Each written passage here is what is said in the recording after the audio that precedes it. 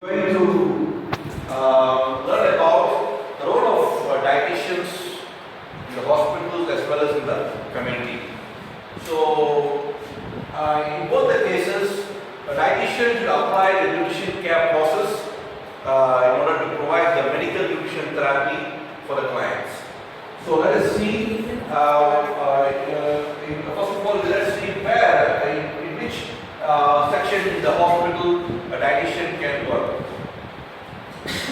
So, apart from the hospital and community, a dietitian can also work in the food industry, can also be a lecturer in a university, can also do research work, can also be a researcher, and can work as a businessman or woman. You can start your own food company, and then you can work as a volunteer. You can do charity work for various organizations, and you can also be a media person. Maybe you'll be invited in the TV or the radio, and you'll be interviewed, and you have to give your information regarding nutrition and dieting to the common people. Or you can do your freelance work. Freelance work in the sense, you can be a privately practicing dietitian. So all of this need excessive experience. You are not just doing one completion of your course. Maybe after 2-3 years of experience, you can switch over to other areas of work. So in today's class, we are going to see about role of dietitian in a hospital and in the community. So in the hospital, so you have got different roles. For example, you see,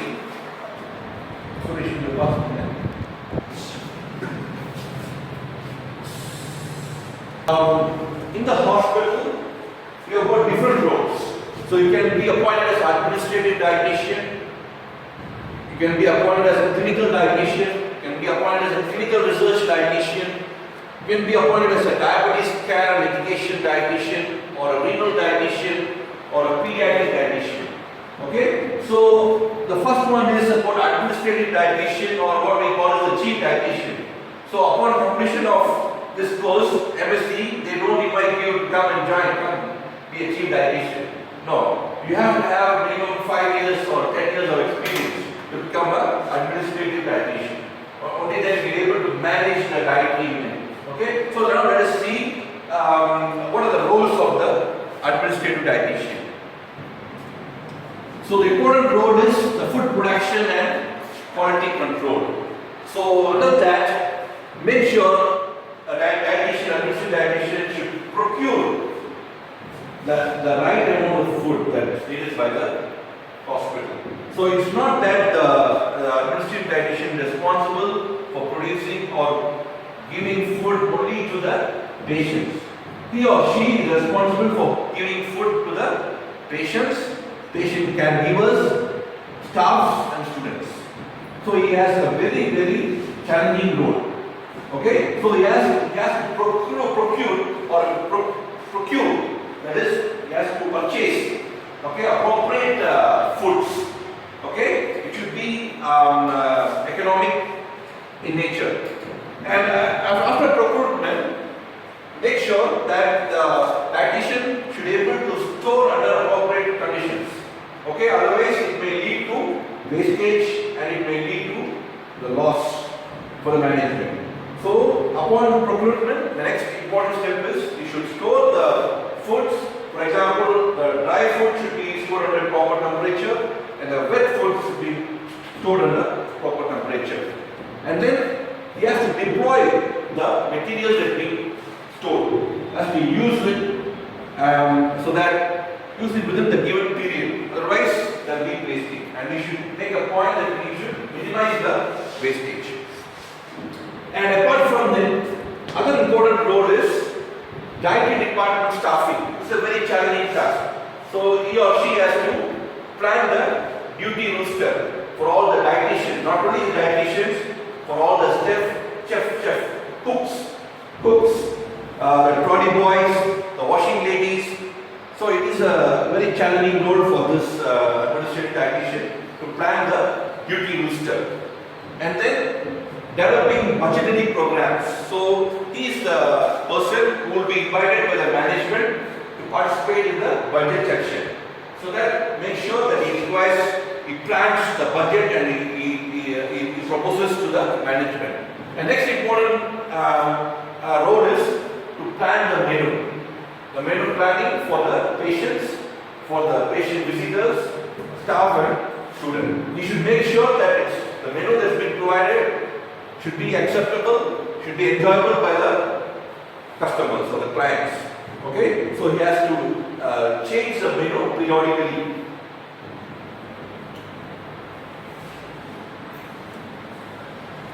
So initially, maybe upon completion of BSc or MSc, if you don't have any experience, you will be absorbed as a clinical dietitian. Anybody who just enters at the base level, they are called as a clinical dietitian. So you will be given maybe 1 year probationary period. After that, you will be posted permanently as a clinical dietitian. So the important role is to provide nutrition care process to the patient. So now providing nutrition care for the patient has become very sophisticated. It's not that everyone can provide nutrition care. It is only you who have completed this course can provide nutrition care. Okay? Every Tom, Dick and Harry cannot provide nutrition care. So we have that's why we are going to learn about nutrition care process. After learning that, you will know how developed we are. Okay? So next is to ensure compliance of patients placed on modified diet. It's not that you just provide it and just you walk away. You have to periodically monitor whether they comply to your diet advice or whether they complete the given meal, etc. So that you can modify the diet as so that the patient can meet the daily nutrition requirements. To assess the nutritional status of the hospitalized patient. This all will come under the evaluation and monitoring of the patient. And then to ensure if patients on tube feeding and parenteral feeding to meet the daily nutritional requirements. So those who are in the ICU or the neuro ICU. ICU means? Intensive care. What? Intensive care. What is it?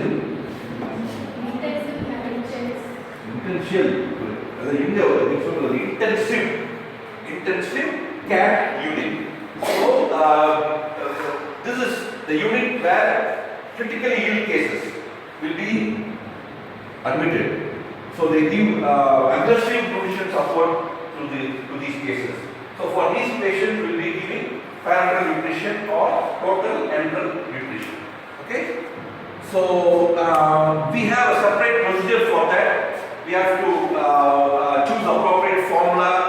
We have to calculate using appropriate equations, and we'll be learning about that in the next chapter.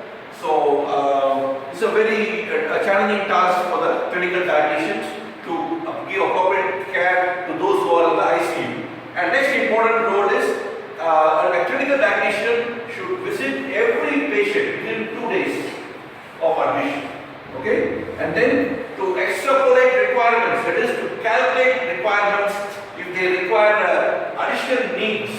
For example, as I told you earlier, for critically ill cases, particularly those who have or who have done surgery, who have trauma, sepsis, and other metabolic conditions like burns.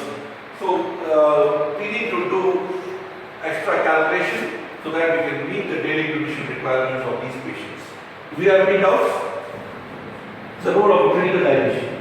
It still has further roles such as the important thing is you have to document whatever you have done should be documented in the medical record. So we have got a separate format for them. We have got the SOAP and we got the ADIME method.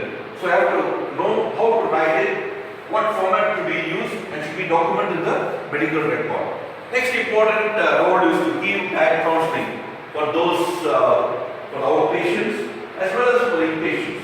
For the inpatients, at the time of discharge, the clinical dietitian will be requested to give the diet advice and to take part in ward rounds. So every evening, for example, in our KMCH, children will go for rounds.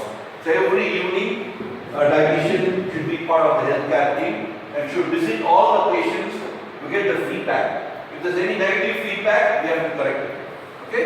And then to take part in conferences. Very important. Dietitian should participate in various conferences to update their knowledge. Okay? And then clinical research dietitian. So this is a very challenging task.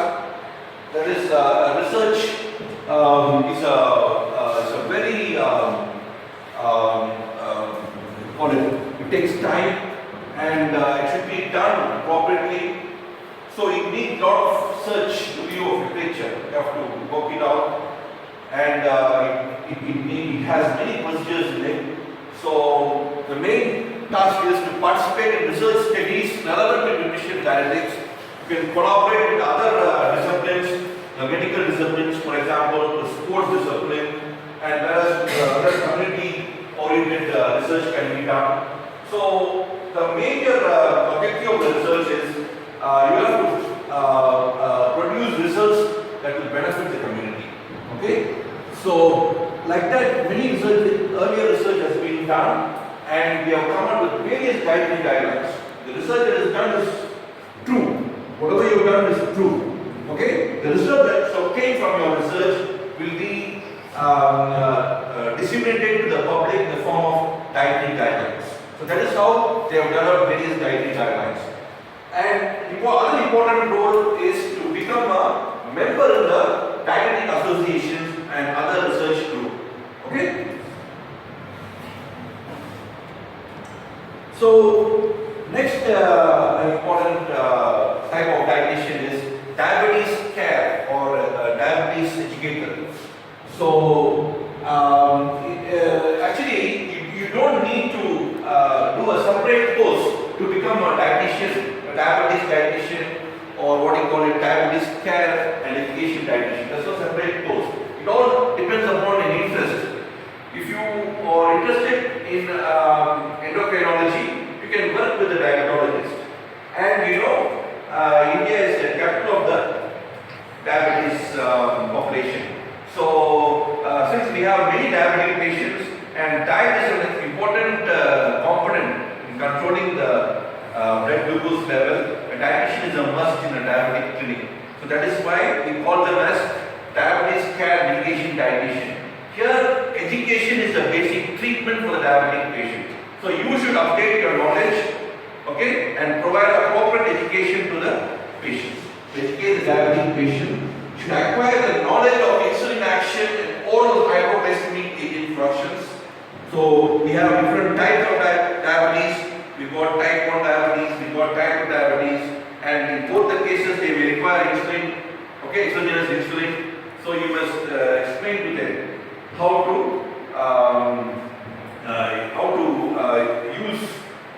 use the insulin, okay, and how to prevent hypoglycemia, okay, how to prevent hyperglycemia, okay. If they take drugs, hypoglycemic drugs, you must also educate them what are the side effects of those drugs. So in the hospital, the dietitian will review the diet orders, and based on that will modify the diet plan. And as well, since diabetes is a lifelong problem and that cannot be cured, they have to ask the patient to do periodic follow-ups.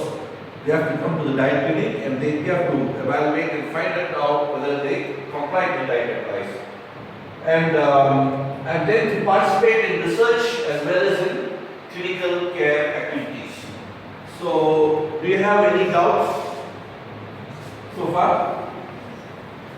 Arjun, what are the various role of clinical research dietitian?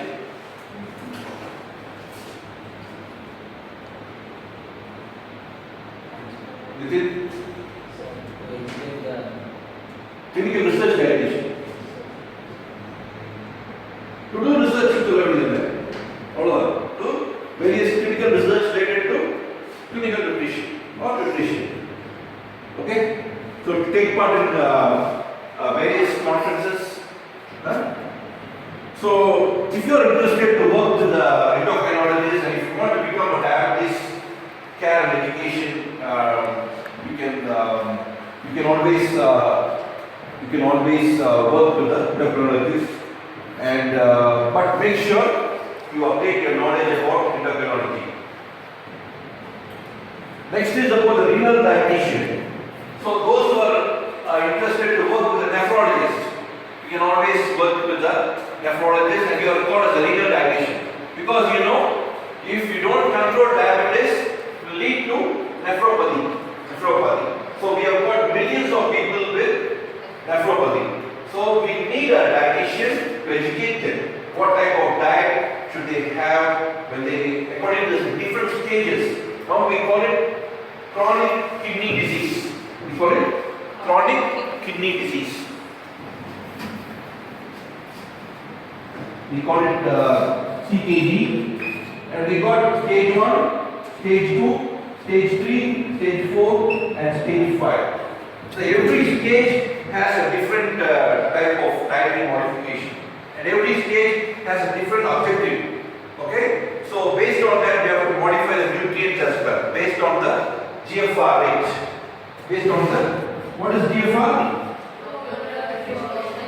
Right. Based on this GFR rate, you have to determine the nutrient requirements, and they will be categorized to the different stages they belong to. Okay? So it is a very, very challenging role for the renal dietitian to educate the people about the right type of diet they have to consume. That is both prior to dialysis and during dialysis and during renal transplantation. So they have to master the skills.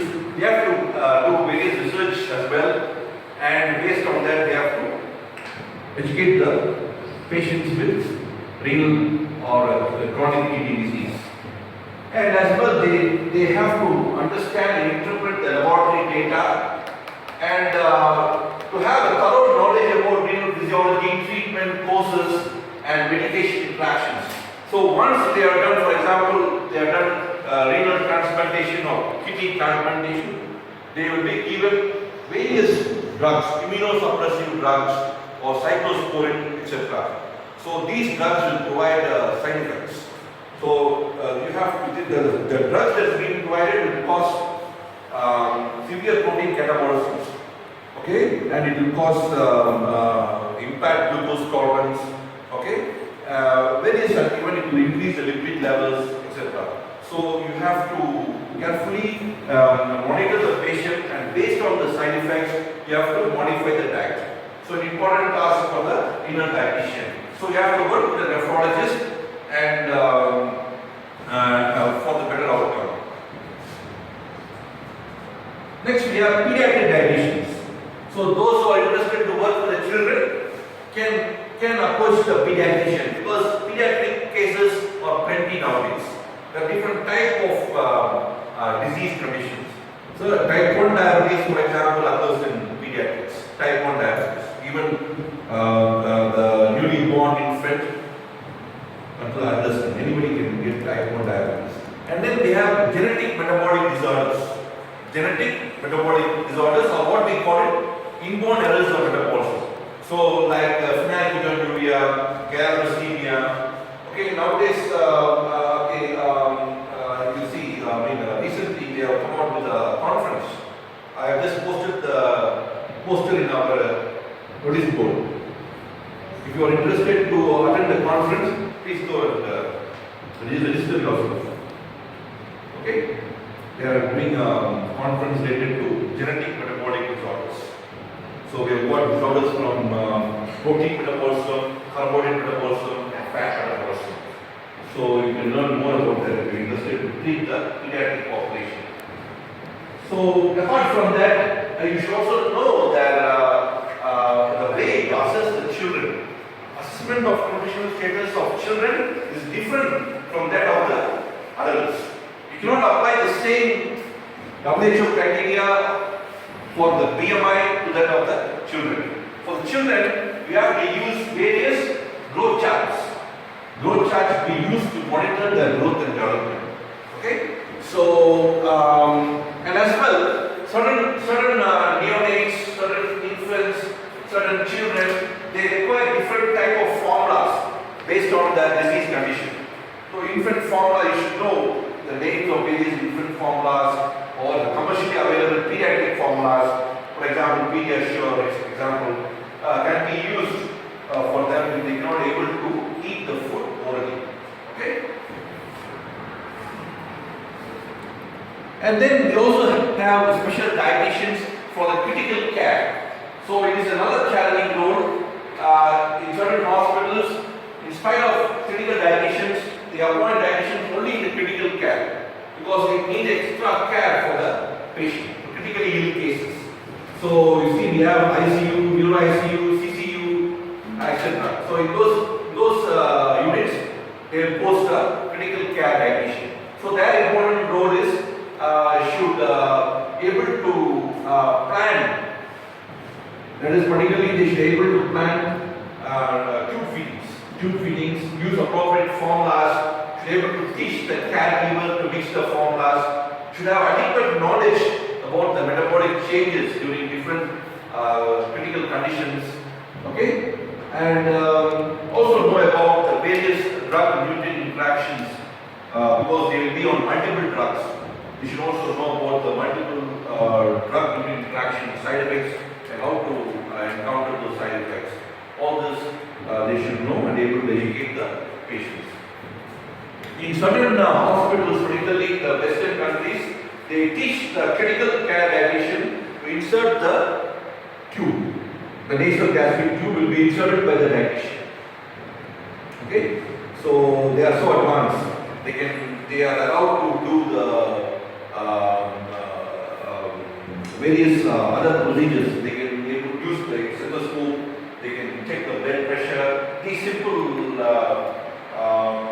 procedures can be done by the dietitian.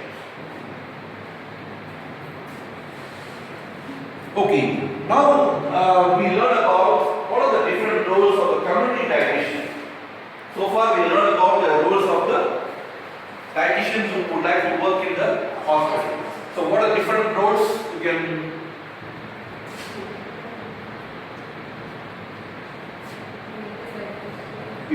work as a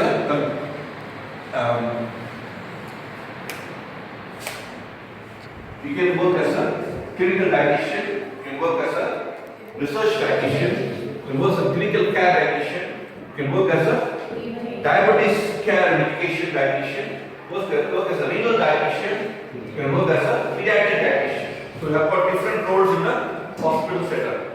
Okay? And then if you don't want to work in the hospital, you can choose the community. There as well, you have to use the nutrition care process. It's very, very important. What is nutrition care process? We'll be learning soon. Okay? So as a community dietitian, you should be able to manage nutritional services for the women, children, and the elderly, particularly the vulnerable populations. What do you mean by vulnerable population? Pinku Philip? Vulnerable. These are vulnerable. Vulnerable means very weak population. Okay? So you are going to give nutrition education to this weak population and provide nutrition education to groups and individual clients for health promotion, health maintenance and rehabilitation. That's why you have various Anganwadis, Balwadis in various villages.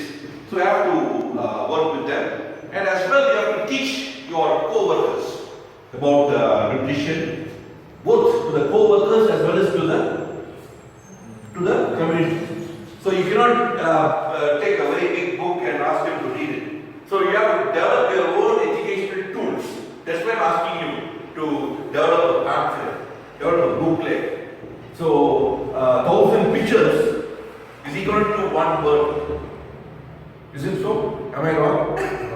It's wrong. 1,000 words is equal to one picture. So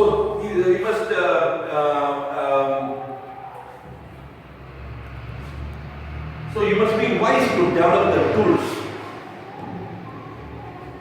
You understand my point?